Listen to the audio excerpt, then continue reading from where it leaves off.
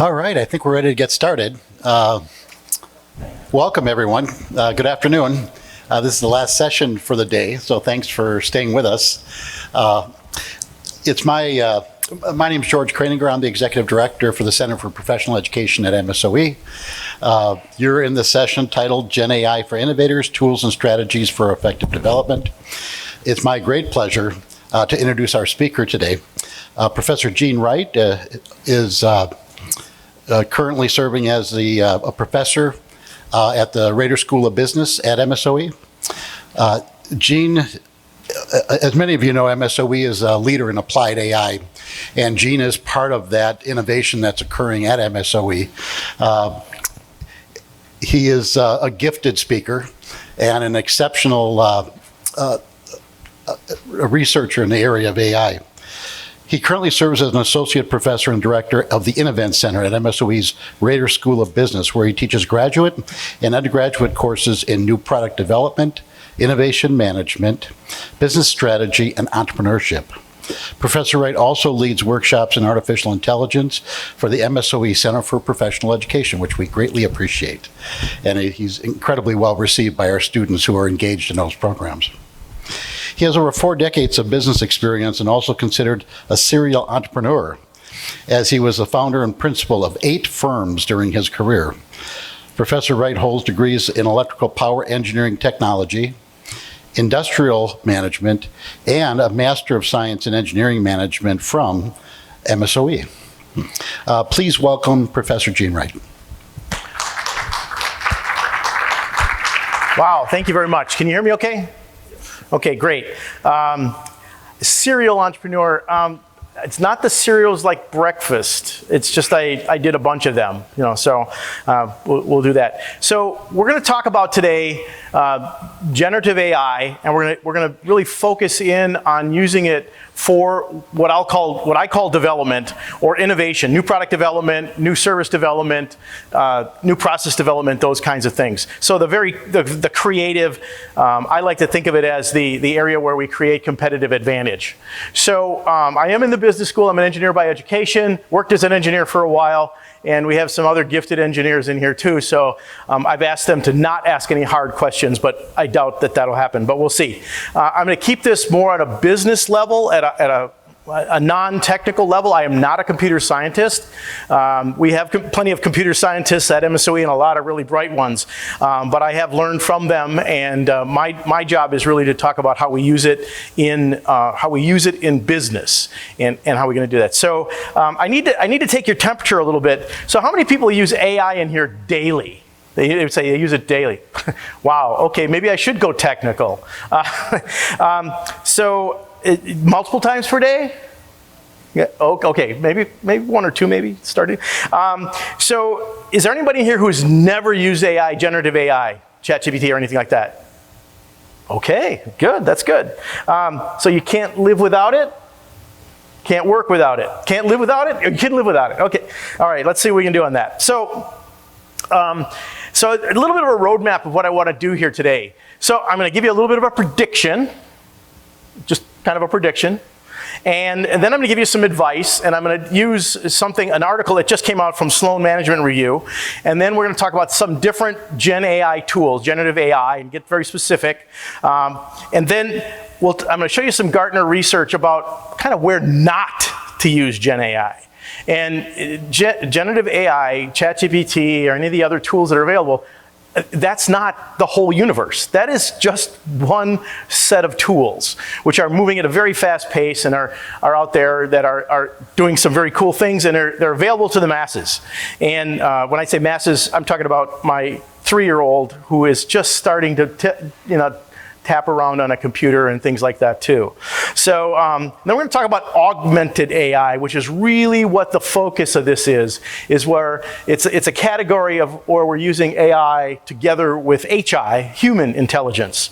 And I'm going to show you some examples of that. And we're going to talk about custom GPTs. Now, how many of you have used a custom GPT? A custom GPT. Okay, so I'll show you an example of one of those. We're not live on anything because You know how that works when you're trying to do things with Wi-Fi in a place like this? It just doesn't do it. So I've got some recordings, and we can talk you through that kind of thing. And then we'll talk about how, for those of you who haven't built your own custom GPT, how you can do that very simply. And then we'll do questions and answers. And if you're really, really like, got to ask a question, ask the question, all right? Otherwise, we're gonna have some time where we can do that. So you'll be my timekeeper when we got to come up on the questions. So my prediction. So you're hearing all these people that are talking about how AI is going to take over the world and we're all going to be out of a job and everything like that. Personally, for what it's worth, I don't buy it. But I do believe in this, that AI won't take your job. It will take some jobs, but I can tell you this for sure, that you're not going to lose your job to AI, but you may lose your job to people using AI. Any form of it, whether it's generative AI or some of these other kind of tools. I can firmly, positively say that people who are not using AI this year, next year, and the year after, you're in trouble, all right? You should find a way to use it. Because it's a fantastic tool. How many of you, if you were building a house and putting a basement in, would use only your bare hands? A shovel? Just a backhoe? Well, no, you need a tool. And this is a powerful tool. It can help you. And so really it's the idea that this is something, using the tool, you're better off without it than with it. And if other people are using the tool, you're at a disadvantage. You're a competitive disadvantage as a business person or somebody working in any kind of a knowledge role. So Sloan Management School, this is May 8th. Put out this article, and I teach one of the courses I teach is strategy, and I really believe that it's about competitive advantage. And the thing that I love about developing new products and new services and process improvement and all of these kind of things is that is where competitive advantage is created. That's where the new products, the new revenue, the improved costs, the new positionings, anything that's important to business, that's where it happens, I think, is in the innovation space. And so what we're going to talk about today is really about how to use this for innovation, for product development. And I will have a couple of specific examples, but just so we have something to talk about, but we'll be glad to do that. But there's this quote here. It says, businesses seeking to gain an innovation edge over rivals will need to focus their efforts on cultivating creativity among employees. And this article was really about the employees need to use AI to help them create, to help them be creative. We're creative, but we're more powerful. We're better at creativity with some of these tools. Can they be used improperly? Yes. Can they be used unethically? Yes. There's this quote here. It says, businesses seeking to gain an innovation edge over rivals will need to focus their efforts on cultivating creativity among employees. And this article was really about the employees need to use AI to help them create, to help them be creative. We're creative, but we're more powerful. We're better at creativity with some of these tools. Can they be used improperly? Yes. Can they be used unethically? Yes. We're not talking about that. We're talking about using it for good, for development, for creating competitive advantage. That's what we want to be able to do. I remember back in the day when we were talking about the internet, not even the web, we were talking about and then people would say, oh, that's just people, it's all bad things that are going to happen there. Well, you know what? There's good and bad in everything. This is the world. This is the world we live in. But there's a lot of good that can come from this too. And so we'll probably try to show you something that maybe you don't know about. But this group, maybe I don't have many examples, but we can talk about it. So the 4 tools that I use on a relatively regular basis are Claude, which is from Anthropic, ChatGPT. I've used a couple different versions of that, paid and unpaid, and now I'm using the unpaid because the unpaid is almost as good as what the paid used to be. And then Gemini, and I'm currently paying for the Gemini because I personally pay for it. MSW doesn't pay for it. I pay for it. We have our own tools. We got some really cool things happening along those lines with our supercomputer, and then CoPilot, which is Microsoft tools. Now, these are just 4 of them that I use, and I'll have some examples for those. Now, does anybody here use a different one they'd like to throw out? Because there are more. What's it?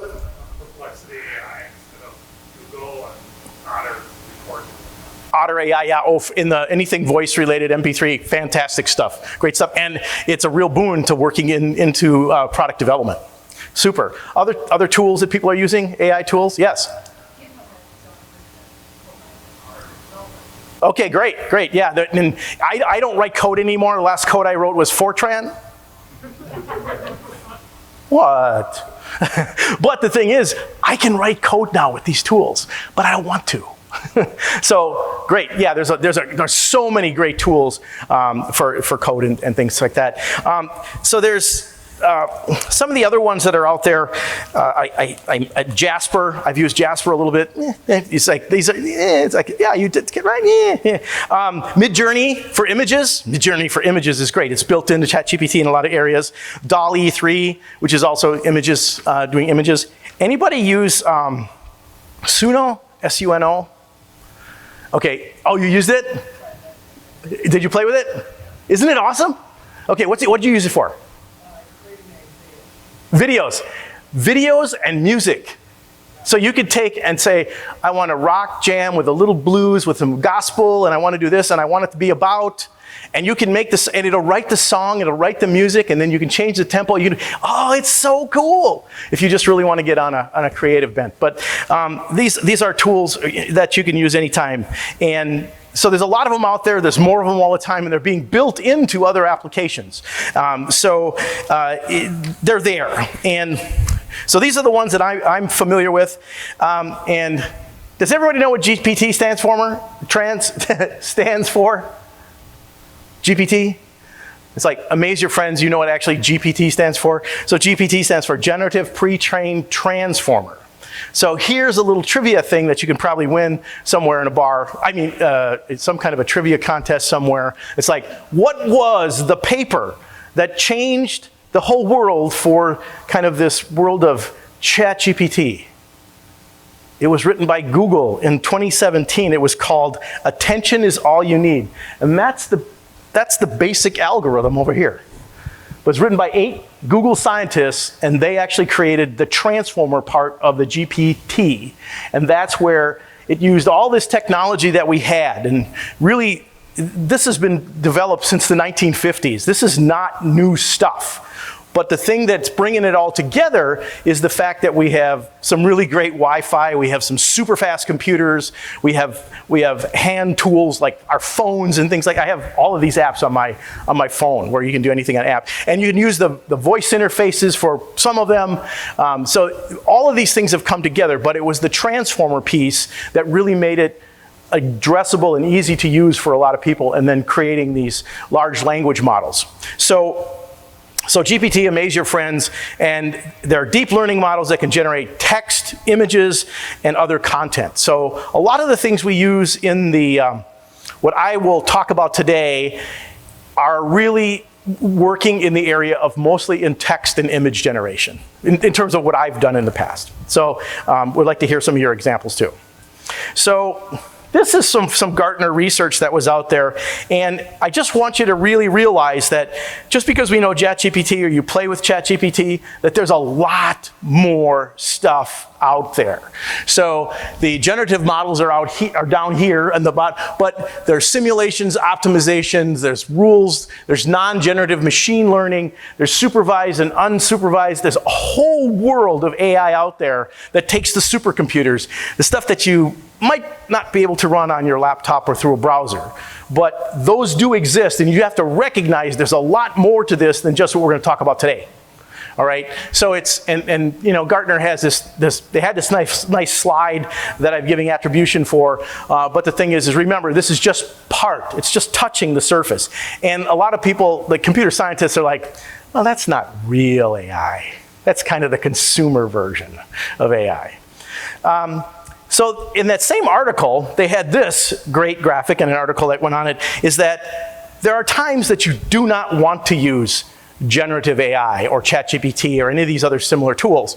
So the things where you want to use it is in content generation and user interfaces, and down here in the green, text generation, image and video generation, creating data, interviews, literally conversational kind of things that can really help you running your business, creating new products, helping you learn.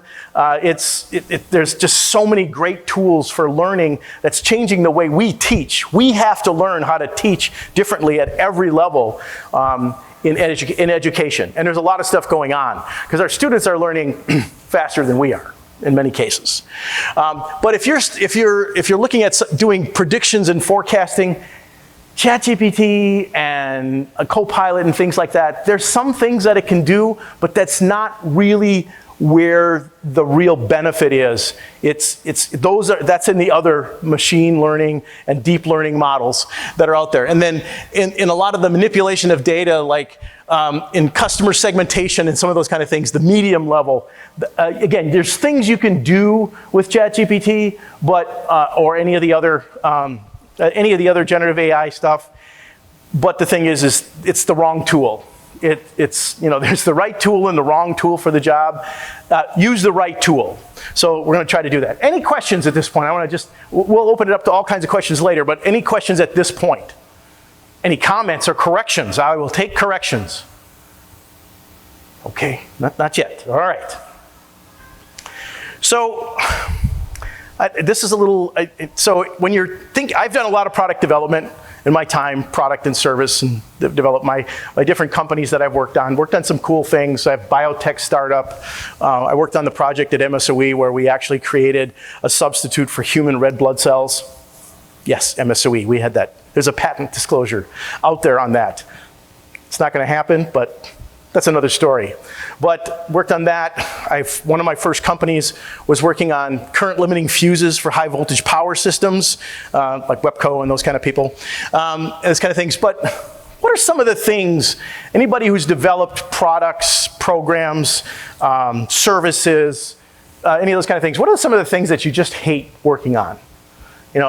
Engineers, those of you who are engineers, there's certain projects, there's certain things, it's like, I don't like that part of my job. What are those things? Throw them out. HR, okay. We won't touch that one. What's that? Market studies. You can do some really good preliminary stuff with market studies, just researching things, basic stuff to go beyond search. What else? What are some kind of things that you're related to product or service development that you... Compliance, looking for regulations and understanding what you have to do, what you can do, what you can't do, those kind of things. Standards, right? International standards. I did some work in Saudi Arabia in the 1980s. I'm really dating myself. I was 6, but I was out there and we looked at some transformer and we had German, Japanese, American, and European standards all in one installation. It was like somebody clearly didn't look at the standards. And they were wondering why it wasn't working right. So yeah, some interesting. What else? What are some other drudge kind of things you don't like? Patent searches. Yes, we can do a lot of really cool things with Google, but then there's actually some specialized tools that use AI that can help us get even a little further. Because sometimes we just don't know the right words. But yes, patent searches or something. And any kind of technology that's already in the public domain that may not even be patented, we can use it for. What else? What? Sure, writing any kind of software. I was talking to one of our computer science teachers, and he was saying that all of our students have to do senior projects. And they were talking about the computer science projects and the programming and the software engineering and things like that. And they were saying that since AI, that those projects are getting so much better. Not because AI, we used to just say, it's just software, right? That's if you really want to get a software person mad, right? You say that, it's just software. Okay, great. So I made my own list. I thought about, when we were working on this, meeting minutes. Okay, you're in the corporate world, you're doing things, you got to keep minutes, you got to write reports. We can automate that entire process using GenAI. Project management. There are actually tools where you can generate the project management, the work breakdown structures, all of those kinds of things. You can use AI to help you create some of those kind of things. The idea of recording tasks in general, things that just, what has to be done. You can have it record a meeting, so Otter AI is one of those cool tools, and it'll go through and things that people said, I'll have that done by this day at this time. Bam, it's recorded. I don't have to write it down. We can just keep the conversation going. Recording deadlines. Okay, who's the deadline? I didn't know about the deadline. It's in the report. How do you know? Because AI did the report. You said it at this time in the meeting that you said you would do that. And you understood what the predecessors were and the antecedents and all those other kind of things that relate to a project. Management status reports. I did work in the corporate world for a while. That's where I was not working for my own company. I was working in the corporate world. Of course, we have to do reports to management. And those of you who are product developers, they always do this. I think they teach this in some schools. I don't know, do they teach it at the school, Gary, where you went? But they would sit there in management school, MBA school. We don't teach it at MSOE. They'd sit there and you'd give them a date and they'd say, cut it in half. It's like, where did you come up with that? They teach you that somewhere? But it's like the idea of coming up with these status reports for management and understanding what's going on, it can all be automated. So some of this stuff, these time-consuming tasks, which taking us away from the work that we're doing, whether we're writing software and testing the software or use cases or whatever they might be, we can do a lot of these things using AI, and we can maybe even automate some of these things, and all we have to do is proof it and check it. So we can talk to customers, interviewing customers. How many of you are really good and hopefully you're talking to customers before you develop something or while you're developing something? And the idea of, what did they say? Oh, I had a note taker. Well, I was so interested in what they're saying, I didn't take good notes. We can have Otter or CoPilot or any of these things take our notes for us and remember everything that the customer said and write a summary of that and come up with the key features and take 20 or 30 or 50 of those interviews and have a summary written about what are the key points, the high points that customers are looking for, where it's going to go through and come up with that in a matter of minutes, if not seconds. So it's like just getting those kinds of things, customer feedbacks after the fact, looking at data that's coming off of to try to figure out what the next project should be or where the improvement should come, where we can get those kinds of we can get that kind of information off of our customer service line or any of those kind of things. A lot of the things that we do that's really drudgery kind of things that gives us like what we're supposed to be doing and get us back into the lab or modeling or whatever we're doing. In my case, I did a lot of high voltage stuff where we can get to the point where we're blowing it up or not. Because that's the cool thing about high voltage was if it doesn't work, we know right away in the lab if it doesn't work. Because you can see the orange flames for miles. But supplier research, we can not just use Google search, but we can do this and compare some of the properties and some of these things that we're looking for. A lot of this stuff that we normally take a lot of time to go through, where we're not developing, we're not being creative, but we're just going through to collect information so we can work on this.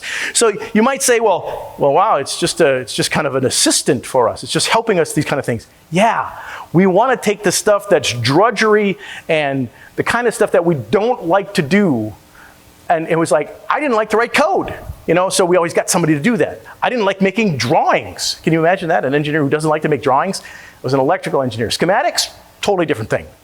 But the thing is we don't have to do that now. We can get competitive research, finding out what's going on with that kind of thing. There's so many different things that we can do. So those are some of the tasks that I think we can use. These tools that are readily available, and some of the free tools. I'm not trying to be cheap, but some of these free tools are really good. So anybody want to add to this list? Okay. So what we're really talking about here is augmented intelligence or intelligence augmentation. And there was a book written in 1956 that talked about this, coined this term. It's not new. Having technology to help us do some of these things. And it's also called human in the loop, enhancement, not replacement, synergistic collaboration with technology. Synergistic is pretty cool. We can just talk. We can have a conversation. And through the conversation, it will generate information and ideas and tasks and things that need to happen just by talking. It's great we can do that with colleagues, but we can also do this with a piece of technology. We can actually take and create a profile or a persona if you're in the marketing world. You can create a customer, a user of your product or your service and those kind of things. Create the information that you know about your customer and then interview the AI to have it come up with ideas of where you could go, and then go out and test those ideas. But having those conversations with an AI to do that kind of thing. Stuff that the idea of conversational collaboration has been around, the idea has been around for a while. Now we can do it at any time. How many of you are familiar with the way that students now prepare for interviews when they're graduating from college? Awesome. The problem comes in when they all sound the same. How many of you have interviewed those people? They've prepared so well that they don't have any creativity because they've taken exactly what they were told to say by the AI. That's not a good use of AI. It's good to prepare, but you need to put your own personality into it. And this is where the augmentation, this idea of intelligence augmentation comes in. It's taking and getting to the baseline, and then, I've told students a lot of time that are graduating from MSOE, it's like, would you like to meet somebody who works at that company? Not to interview with them, not to have them get you a job or any of those kind of things, but just to talk to them about what they work on and what it's like to work there. Having that conversation with some real people, well, we can create those kinds of things and create some really cool things. So this book was called Cybernetics. It's out there. This is not new. We just now have a really cool set of technology at our fingertips or, on our phones to use that. Questions? Comments? Yes?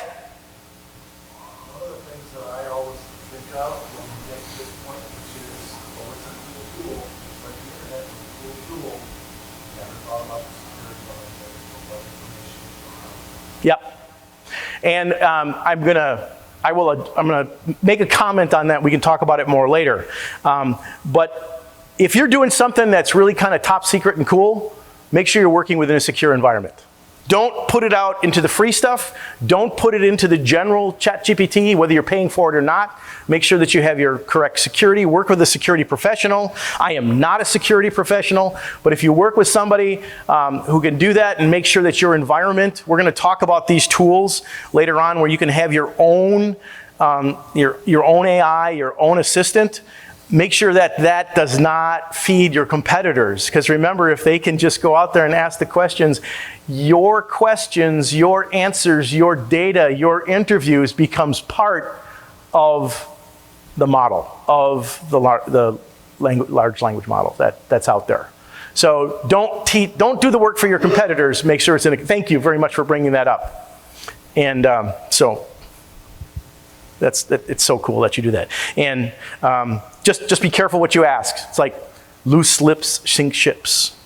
Or is it just airliners that come from other countries? Oh, I gotta be careful. That's not a political thing. Or is it?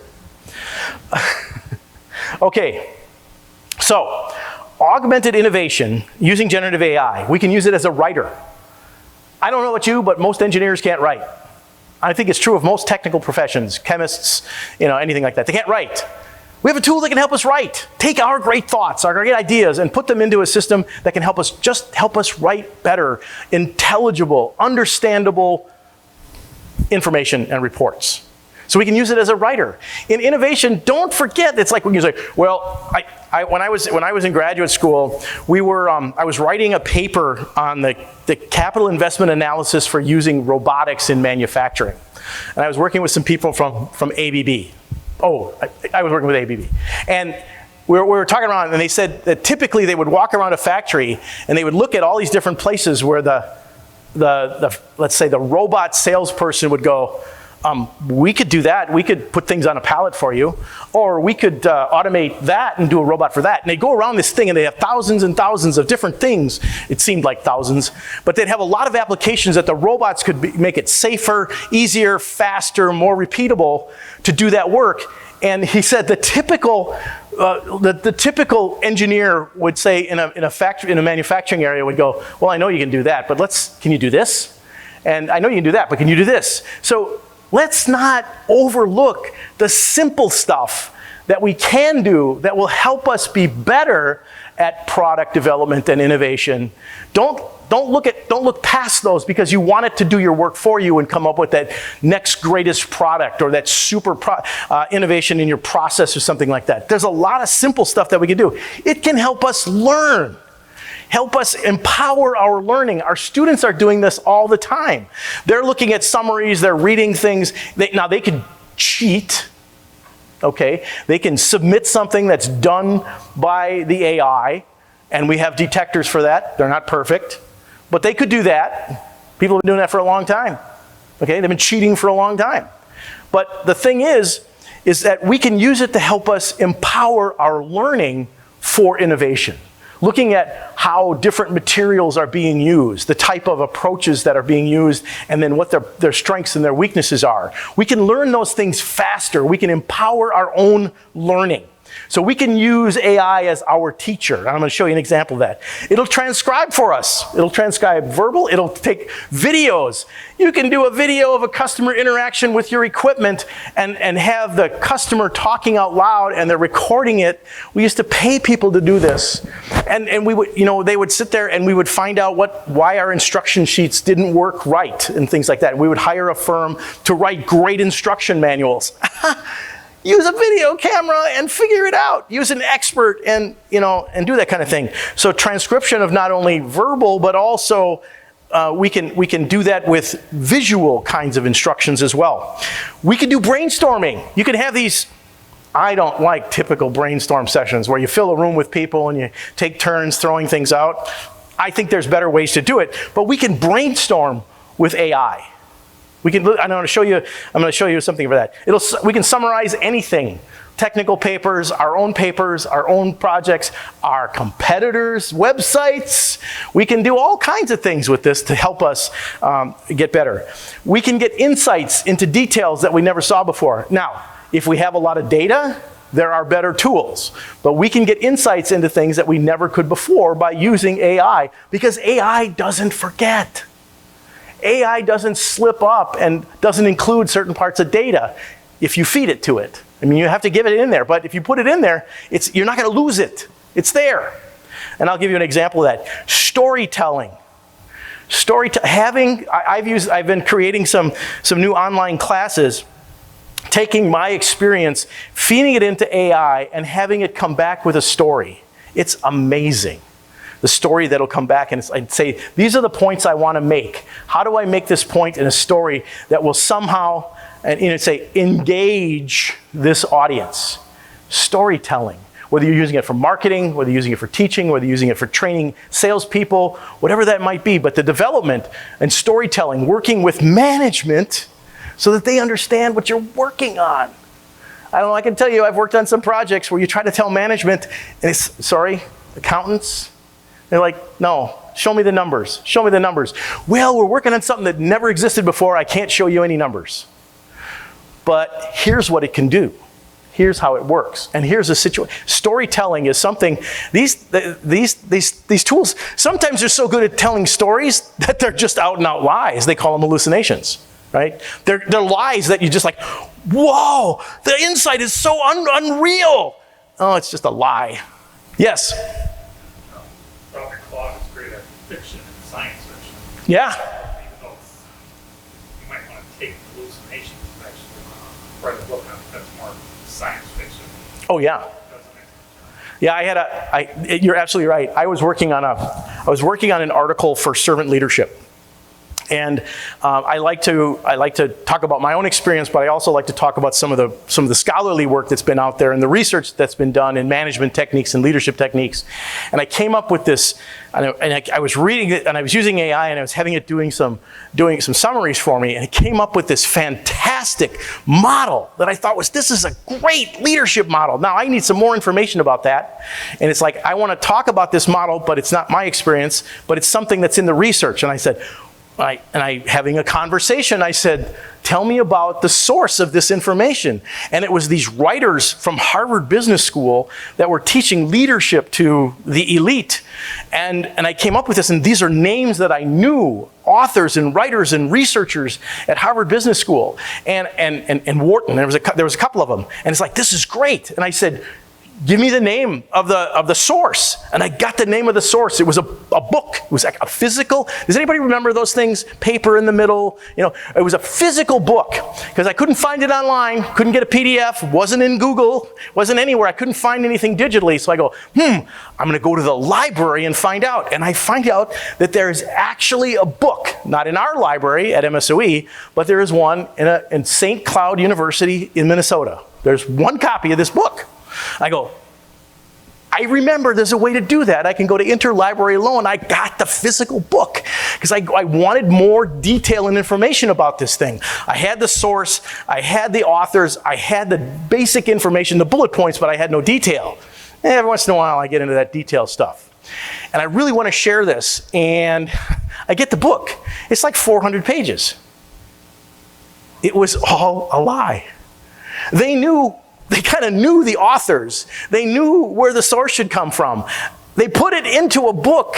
They said it was in a book. I read the book. It's nothing in there about this thing. It was all a hallucination. And it's like, I just believed it so, and AI can do that. It can write science fiction. Interesting, I just heard this. Anybody love Mike Rowe? I love Mike Rowe, okay? Dirty Jobs and everything, okay? He was just talking about the state of Hollywood and screenplays and stuff like that. You kind of know how everything is now kind of all the same. All the TV shows, no matter what genre it is, they're all kind of the same. And it's kind of like the Hallmark Channel. Does anybody ever watch the Hallmark Channel? Of course, yeah. Forced, yeah. So, yeah, my wife makes me watch it. But the thing is, you always know how it's going to end, right? It's the same story. My wife has it down to exactly how many minutes in where the twist comes in, right? But they're all the same. And if you look at Doctor Who, you look all the really great stuff in the world, the Doctor Who episodes. Everything's the same. Why?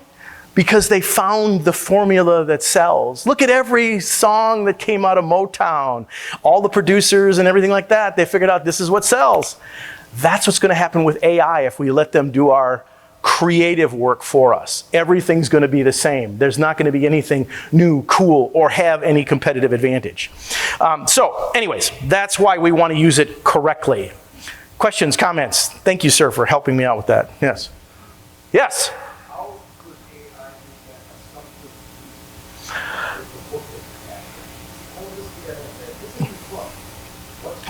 Okay, so I can't give you a technical, but I'll try to do it from the fact that I'm now a business person. I'll try to give you, okay, so the way it teaches, the way it comes up with its answers, and it's amazing, right? You give it a prompt, and it comes back with an answer, and it's creating one word at a time. So I don't know if you know this, but it's sitting there going through gazillions of words and coming up with what the next word should be to come up with whatever you see this thing happening, right? Doing that for a long time, okay? They've been cheating for a long time. But the thing is that we can use it to help us empower our learning for innovation. Looking at how different materials are being used, the type of approaches that are being used, and then what their strengths and their weaknesses are. We can learn those things faster. We can empower our own learning. So we can use AI as our teacher. And I'm going to show you an example of that. It'll transcribe for us. It'll transcribe verbal. It'll take videos. You can do a video of a customer interaction with your equipment and have the customer talking out loud, and they're recording it. We used to pay people to do this. And we would, they would sit there and we would find out why our instruction sheets didn't work right and things like that. And we would hire a firm to write great instruction manuals. Use a video camera and figure it out. Use an expert and do that kind of thing. So transcription of not only verbal, but also we can do that with visual kinds of instructions as well.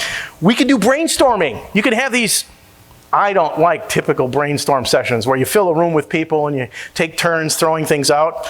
I think there's better ways to do it, but we can brainstorm with AI. We can. I'm going to show you something for that. We can summarize anything. Technical papers, our own projects, our competitors' websites. We can do all kinds of things with this to help us get better. We can get insights into details that we never saw before. Now, if we have a lot of data, there are better tools.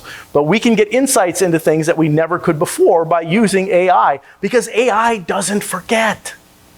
AI doesn't slip up and doesn't include certain parts of data if you feed it to it. I mean, you have to give it in there, but if you put it in there, you're not going to lose it. It's there. And I'll give you an example of that. Storytelling. I've been creating some new online classes, taking my experience, feeding it into AI, and having it come back with a story. It's amazing. The story that'll come back and I'd say, these are the points I want to make. How do I make this point in a story that will somehow engage this audience? Storytelling. Whether you're using it for marketing, whether you're using it for teaching, whether you're using it for training salespeople, whatever that might be. But the development and storytelling, working with management so that they understand what you're working on. I don't know, I can tell you, I've worked on some projects where you try to tell management, and accountants, they're like, no, show me the numbers. Show me the numbers. Well, we're working on something that never existed before. I can't show you any numbers. But here's what it can do. Here's how it works. And here's the situation. Storytelling is something, these tools, sometimes they're so good at telling stories that they're just out and out lies. They call them hallucinations, right? They're lies that you just like, whoa, the insight is so unreal. Oh, it's just a lie. Yes? Robert Claude is great at fiction and science fiction. Yeah. Even though you might want to take hallucinations and actually write a book on it. That's more science fiction. Oh, yeah. Yeah, you're absolutely right. I was working on an article for servant leadership.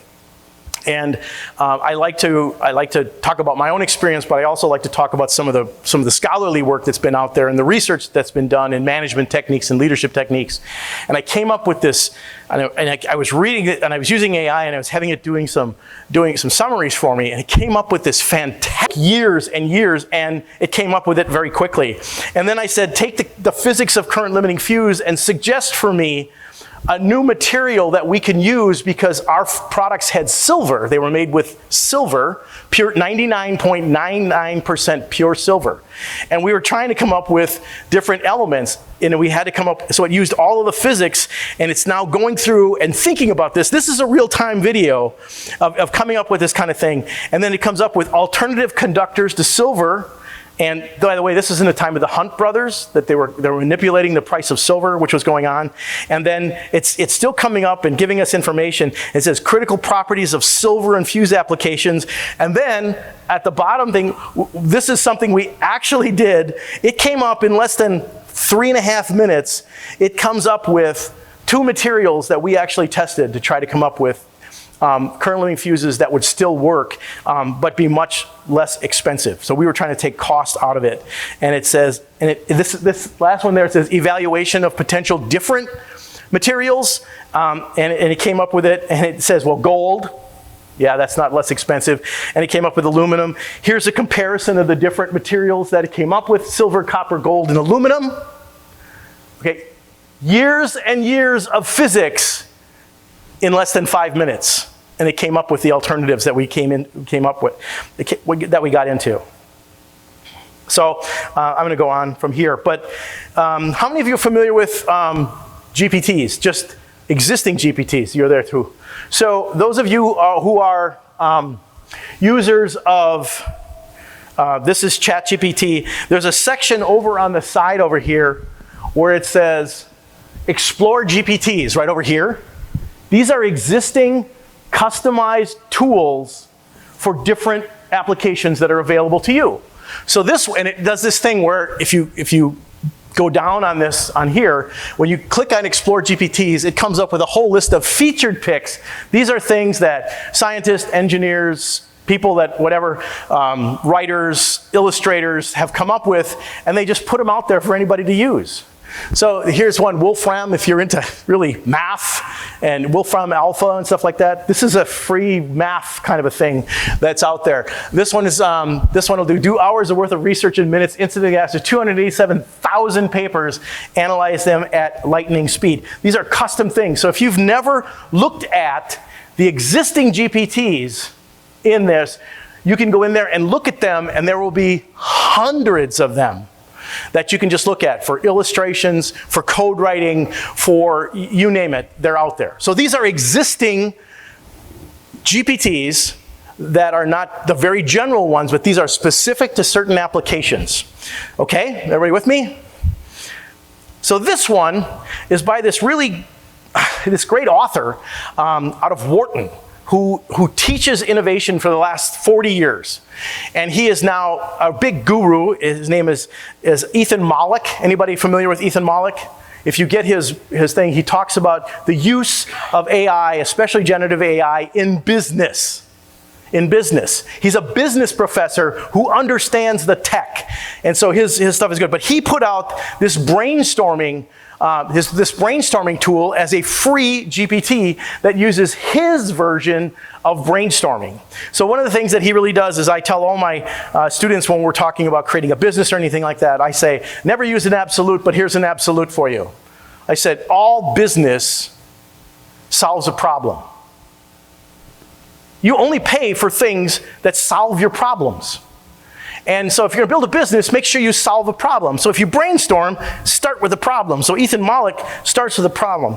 So I put in here, I said the cost of, this is in the brainstorming, it's called Innovator. This is one of the custom ones that you get over here. I said the cost of silver is skyrocketing. So I could go through all the physics stuff, or I could say the cost of silver is skyrocketing. Metallic silver ribbon is a major component of current limiting fuses. We need to reduce the cost of current limiting fuses for protect. That's the problem. So then we turn it on, and now it's going to take you through this process. So it's Innovator, and then I turn it on, and it comes through, and it says, great. This is the process. It comes up with 3 possibilities just from my prompt, and it comes up and says, how might we create a low-cost alternative to silver currently used? How might we reduce the overall cost? How might we reimagine circuit protection? So it took my prompt and said, okay, let's talk about some specific questions. So it's now talking. I'm telling you, you start forgetting you're not talking with a computer, that you think you're talking to a very smart person. So anyways, I told it to go ahead, and it said, okay, and then it gives me 10 original ideas to come up with. And then step 2, it takes it comes up with 10 more ideas, and then it says, I've written 20 ideas into a file called raw ideas, which you can explore later. And then it says, would you like me to make any changes to the constraints or anything in it? Now, I'm having this conversation about how to decrease the cost of this major material with an AI. And then I said, yes, this is what I want to do, no changes. And then here's some constraints. Now it's saying, let's focus in on these things, and what are your constraints? So you can't really see that, but that's what happens. And it says, here are 11 different, here's a three different numbers, and then it'll give you the numbers, and it says, let's generate 3 ideas for each of those things. So it's coming up with all these ideas like this on the topic we gave it, the problem that we gave it. This is free, this is existing, right? So this is one that you can use. It's just a brainstorming tool. And there's another one. There's another one called Innovation Guru. This is another one of the things related to innovation. Now what this one does, it's a business and innovation CoPilot, knowledgeable in trends and innovation tools. Trends and innovation tools.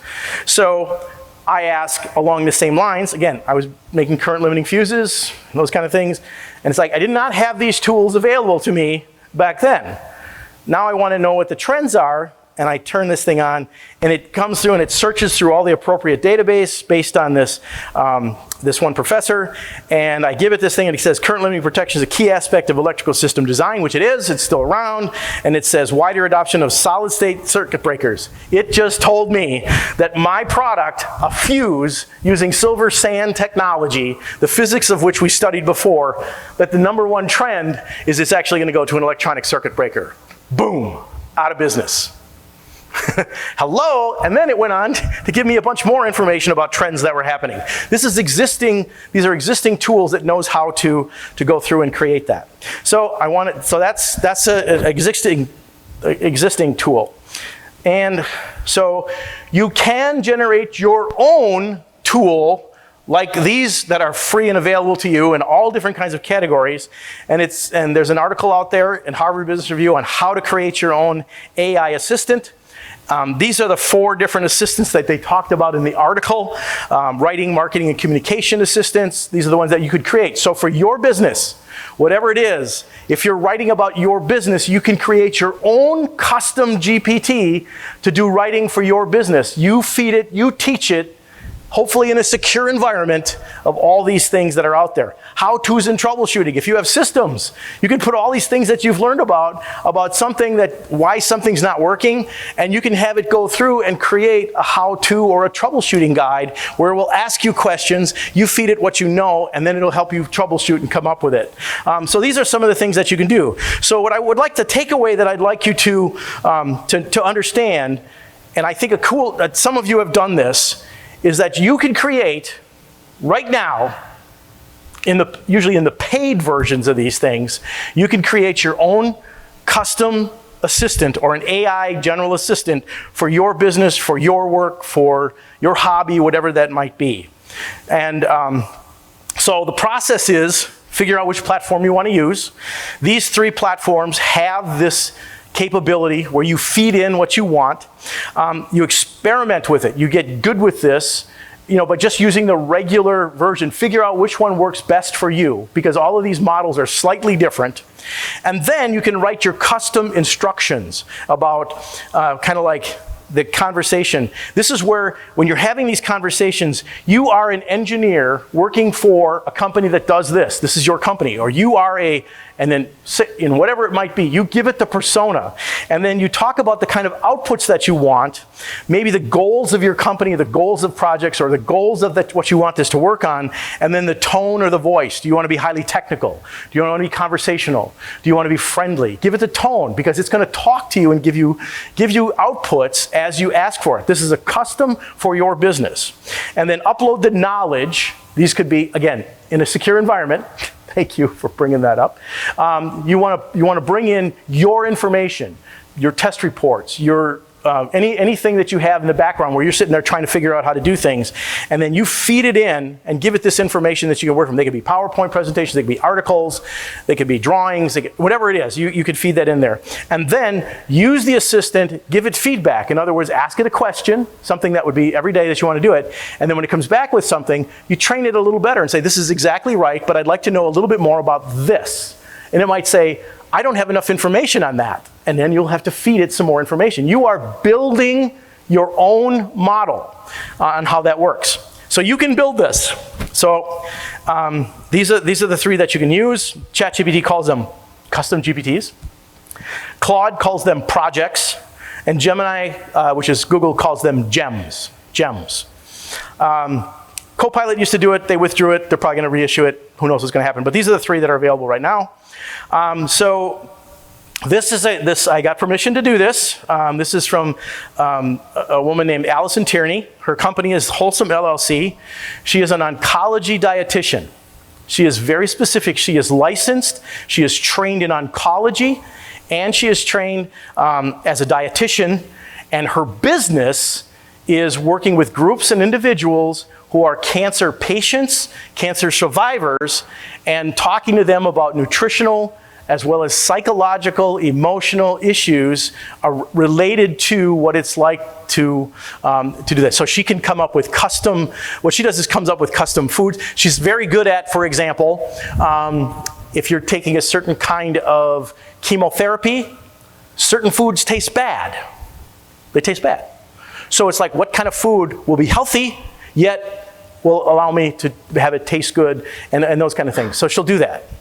And so she works with people in this. So that's what she does. So she created a custom GPT where she fed in, she's very research-based. She works with a lot of doctors. She's been recommended by a lot of cancer oncologists and surgeons who work within this space. She used to work at Cancer Centers of America. She worked for Pro Health. She worked there, those kind of things. And then so she now has developed this practice on her own, and she will do everything from groups to anything. So she created this GPT to help her come up with some of the routine things that she did. So I'm going to let her play this. So we have some time? 5 minutes. Okay, so I'll play this for a while so you can get an idea of what she does. So this is a tool that she uses for herself. She doesn't release it because, again, she's licensed. She can't just throw this out into the public, but she will do this. And let me tell you one thing that she did. She said, I was using this, and it came back with some recommendations, because a lot of her patients will ask for recommendations, and she's under HIPAA and all these kind of things. And she said, it remembered something that I wrote and presented at a conference that I completely forgot. AI doesn't forget. And then she'll tweak it for her customers. So I'm going to let her tell you what's going on here. Hey there, my name is Allison Tierney, and I am a board-certified oncology dietitian and a cancer survivor myself. And I was asked to create a quick video to show you how I use my own GPT inside of my own practice. So I work with cancer patients to help them during the course of treatment to make sure they're adequately nourished and to help reduce their side effects related to chemotherapy, radiation, or other treatments. And then into survivorship, I help them to reduce their risk of cancer recurrence using plant-predominant nutrition and lifestyle medicine. And so when it comes to cancer survivors, I am one myself, and with that comes a lot of fear surrounding nutrition or a lot of things in our life because we want to try to reduce the risk of it happening. But there's so much conflicting information, overwhelm, etc. So I actually created a ChatGPT or a GPT that's custom to me. I only use the GPT for myself. It's not available to anybody else. And I really, truly use it as a time-saving feature for myself to help compile things all together. So let me show you a little bit about how I use it and how I configure it. So I call it Nourish and Thrive with Wholesome, Empowering Cancer Survivors with Plant-Based Nutrition and Lifestyle Medicine. If I click into this, you'll see Create. I could add more things here, but if I click on Configure, I can show you what it's kind of designed to be. So it's empowering cancer survivors with plant-based nutrition and lifestyle medicine. And the instructions are that this GPT is a board-certified oncology dietitian and cancer survivor who emphasizes plant-predominant nutrition and lifestyle medicine. So she's telling it the focus is on whole fruits, and what vegetables, kind of grains, she wants legumes, to come out. nuts, and seeds. The dietitian offers compassionate, empathetic support with a focus on progress over perfection. They provide practical advice to cancer survivors and patients, helping users implement sustainable dietary and lifestyle changes to enhance well-being, manage side effects, and promote overall health. Their tone reflects the empathy, understanding, and empowerment Allison Tierney brings in her work, which is shaped by her personal and professional experiences. And she said, so these are some conversation starters. But what I actually thought was most important for me and my GPT was actually uploading specific PDFs that I think are super important, and they're research-based, evidence-based. They are in what I believe really good sound science, and wanted to make sure that any data that comes out with the GPT is focused on this. So to give you an example, we can input in here one way that I would use it. So for example, help me create a meal plan for a 36-year-old female who is pre-menopausal breast cancer survivor. She requires 1,800 calories. She could have this conversation with a doctor. Most doctors don't know this stuff. 1,000 milligrams of calcium, 18 milligrams of iron. Please make the meal plan completely plant-based, free of animal products. Hey there, my name is Allison Tierney, and I am a board certified. Okay, so you caught that this is my daughter. So the the interesting thing about this is that you saw all of those specifics that she's putting in there. She does that, every different patient she talks to, based on their weight, based on their condition, based on the type of radiation or the type of whatever they're doing, they'll come up with different. That's the stuff she knows as a dietitian, as an oncology dietitian, and then to come up with different things like recipes and all these other kind of things that they do, and then they talk through it. So she is innovating this stuff all the time, coming up with custom this. So she uses this, and it saves her a ton of time. And she goes back, and she said, you know, it sounds like me when it comes up, but she won't just send it off. You know, that's like what cheating students do, is they just paste it into their assignment. What she will do is she will adapt that, and then she'll converse with them and those kind of things. So that's what I wanted to show you today. So this is an example of a very custom, very unique, very specific type of innovation that happens. I believe that this is one of the great tools that anybody in this room can use with just some practice and a little bit of research, and then knowing your business or your work, whatever that might be, to create competitive advantage and to use the tool so that you'll still be in business when the other people doing your job are not using AI. So I will stop here and try to answer questions. Questions? Come on, you had some before. Questions? Yes? Just something came to mind, like where you had, let's say you weren't doing your example of the silver and all that. Yep. In a secure environment. Could somebody go, let's say there's probably people that aren't, right? Like doing stuff. Could people go out there and say, Chat, tell me some of the new stuff people are innovating? Oh yeah. That's what that innovator one is that I showed you, that pre-existing one. That one looks at trends. So what are they talking about? What are they asking about? It has loaded in different sources. Most of them are scholarly sources on the trends of things that are coming out. So one of the great ways I think about innovation and in creating business and things like that is to look at the kind of things that people are starting to look at. Follow the patents, for example. You're starting to see a bunch of patents in a certain area. Right now, anybody know what the patents are? The big, it's not generative AI anymore. It's general AI. It's the general intelligence. This is the stuff they say is going to put people out of the people business. Okay, that's where the patents are. That's the thing. And then look at the trends in the areas where they're going to get in the way of those kind of technology. For example, we don't have enough computing power. We don't have enough energy for some of these kind of things. So you start looking at those and you'll start to see those things. And then you take what you've learned there, just through almost regular Googling and some of the generic stuff, then you start putting it into, this is the area where I can contribute or we can contribute and do that kind of thing. But you want to do that in your own secure environment. Does that make sense? Yeah, I was just thinking people could be like getting an edge or stealing or whatever you want to say, because they can start to see maybe what other people's research is done. Right. Yeah, that's exactly what's happening.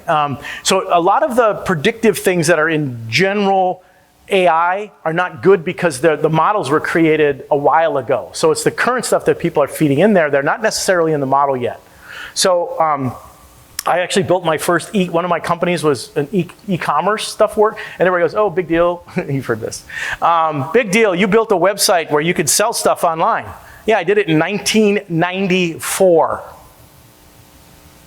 And you know what? And I went to the board to get money to do this. I was at Brady Corporation at the time, and they're all going like, "What? You want to do what?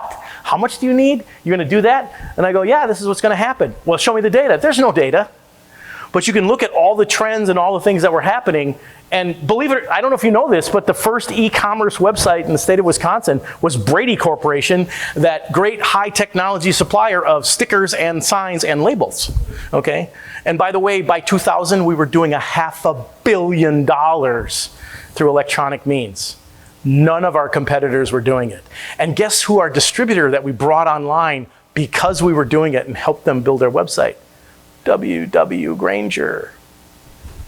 Okay, competitive advantage? Yes. Why? Because we knew the trends. We knew the trends. Yes, and it wasn't like an article that somebody said, the trend is, it was like everybody was wasting their time and money doing websites. It's like, yeah. Go ahead. So if AI can go out and scrape a bunch of data It doesn't scrape data. Or find data? Okay. My question is, why should I feel comfortable on my own personal computer, whether I got a paid subscription or not? It's not mining all the data I've got on my finances, my retirement, all the stuff that's on my computer. I mean, why shouldn't I be worried that it's going to mine that stuff as well as anything on the web? Do you want to take that one? He's a cybersecurity specialist. It's waiting for you to put information in it. Yeah, it doesn't read your computer. Could you get a bad actor to do that? Yes, these big ones don't do that. It doesn't do that. So what you want to do is when you're giving it information that you don't want anybody to know, then you have to do it within a secure environment that's not feeding and training the model. Okay, because it doesn't scrape. It's been told what to learn and what to look at. Okay? Yes? So is a paid ChatGPT platform that says it's not using your data to learn, is that a security measure? If the settings are right, would you? What's that? The answer is maybe. Yeah, he's a cybersecurity specialist. The answer is it depends on how it's configured. Yep, you gotta, Each one does a different scenario for your data. So some of them actually use your data for part of its learning, but then they will segment the data based on what you told them. but it doesn't put it into the general large learning model. So you have to have it set that says, I don't want to share this information, and there's ways to do that. So And with ChatGPT on the bottom, it says something like, your data is not being used for learning.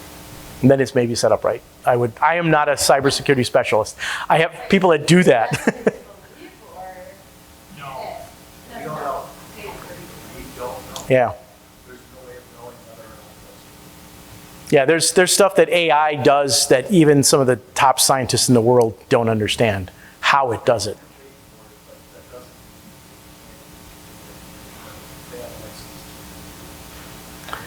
There's ways to set it up so that it shouldn't, but okay. So yeah, nothing's perfect. Okay. So other questions? Yes. So, development of engineers, right? We got AI writing code, there are medial tasks that engineers do as they come out of school, learn trade and stuff. Mm-hmm. AI do it. How do you present that strength? How do you? More girl. How do you individual strength? What is? Well, education is changing now. If we set expectations that students can just submit the work of AI, then they're just going to be only good users of AI, but they're not going to be actually using it to create anything. When we challenge, as educators, when we challenge the students to use the tools properly and to add to what they're doing and creating with it, then they will be better at it.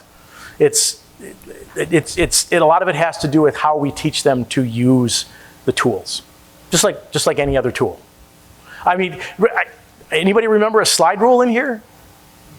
Okay. I was in the first generation at MSOE. A lot of students have no idea what it is. First generation of MSOE that did not use slide rules. And a lot of professors said, you cannot use a calculator on these exams. You can only use a slide rule. Well, it was a tool. It was a tool at the time. We put men on the moon using slide rules.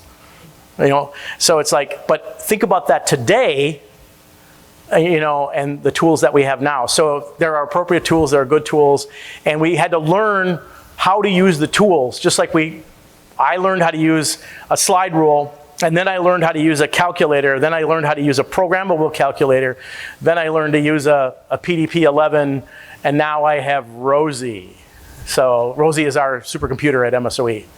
So we have the fastest optical supercomputer in the state. Boom, boom. So not Madison, not Marquette, I'm sorry. We have the fastest one. Yes? Rumor has it that MSOE is building its own dedicated AI building. We already have our own dedicated computer science building, and our new I'm probably the wrong person to be talking about this. I'm just a teacher. But our new innovation center has got AI at the heart of it, and it's a collaboration of all kinds of different engineering and nursing and everything else. So yes, we are building a new one and moving forward with it. And Rosie, our computer science is at the center of our physical campus, and it's now included in every program. Somehow AI analytics is included in every program from nursing through business. So yes, that's what we're doing. So they're using the tools, they're learning how to use the tools, we're learning how to use the tools and how to teach with the tools and build it into, and by the way, I had an ethics paper that was due, that was related, and I tested it, and I told him, I said, I am going to check this and make sure you didn't use AI to write your ethics dilemma argument. So yes, we're also teaching ethics to go along with it. So yes, but I'd like to think we're doing that. And we have some very cool things that we're working on right now with some other universities. So, other questions? Thank you for being here. Thank you for your questions. I hope you took something away. Appreciate it.